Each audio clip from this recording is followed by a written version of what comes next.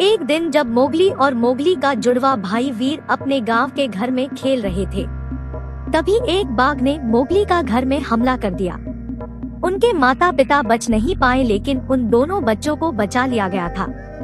Mowgli और उसका जुड़वा भाई वीर जंगल के अलग अलग वन्य जीवन में बड़े हुए थे। यथार्थ वे दोनों भाई बिछड़ गए थे और जंगली बच्चे बन गए थे। जंगल के वन्य जीवों के साथ जीवन बिताने लगे थे। यह कहानी में दो प्रमुख पात्र हैं, मोगली और मोगली का हमअस्कल जुड़वा भाई वीर। एक दिन जंगली जानवर दोस्तों ने मोगली को जंगल से बचाया था। मोगली को अपने साथ अपने गुफा में ले गया था। जानवरों ने अपने साथ मोगली को पाला और बड़ा किया था। वहीं दूसरी तरफ मोगली का जुड़वा भाई वीर भी उसी जंगल में पाया गया था, लेकिन वह एक अन्य जानवर के साथ था। मोगली और मोगली का जुड़वा भाई वीर दोनों का मिलन जल्द ही हो गई थी। कभी कभी मोगली और मोगली का जुड़वा भाई वीर साथ मिलकर खेलते और एक दूसरे के साथ माता पिता के याद में वक्त बिताते थे।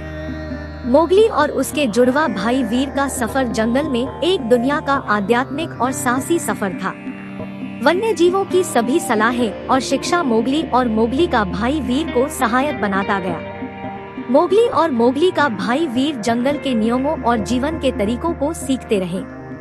एक दिन वन का राजा शेर मोगली और मोगली का जुड़वा भाई वीर के पास आया और एक महत्वपूर्ण चुनौती दी।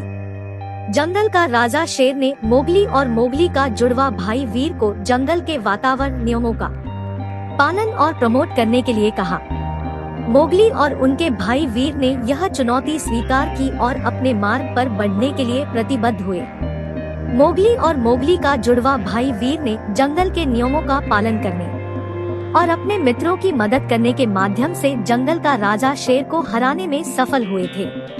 मोगली और मोगली का जुड़वा भाई वीर ने अपने माता पिता को बाघ के हाथों मारे जाने का गम जंगल के राजा शेर को हराकर बदला लिया। मोगली और मोगली का भाई वीर ने जंगल का राजा शेर का चुनौती को जीत लिया था और अब मोगली और मोगली का जुड़वा भाई वीर सभी जानवरों के बीच मशहूर हो गए थे।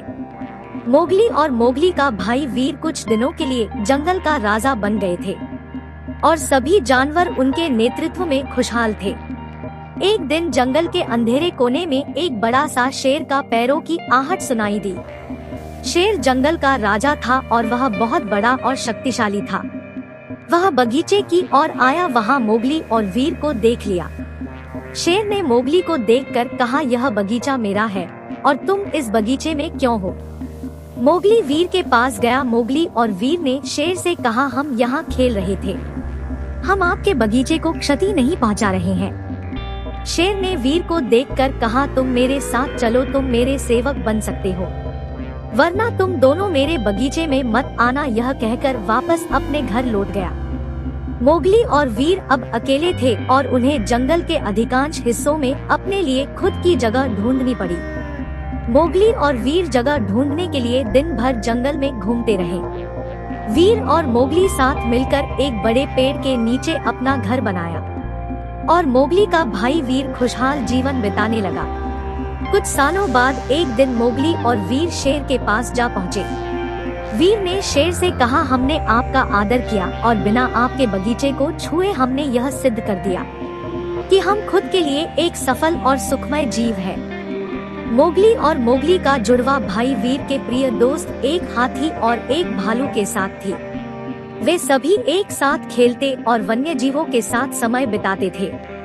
वन्य जीवों की सभी सलाहें और शिक्षा मोगली और मोगली का जुड़वा भाई के ऊपर सहायक बनाती गई थी और वे सभी जंगल के नियमों और जीवन के तरीकों को सीखते रहने लगे थे।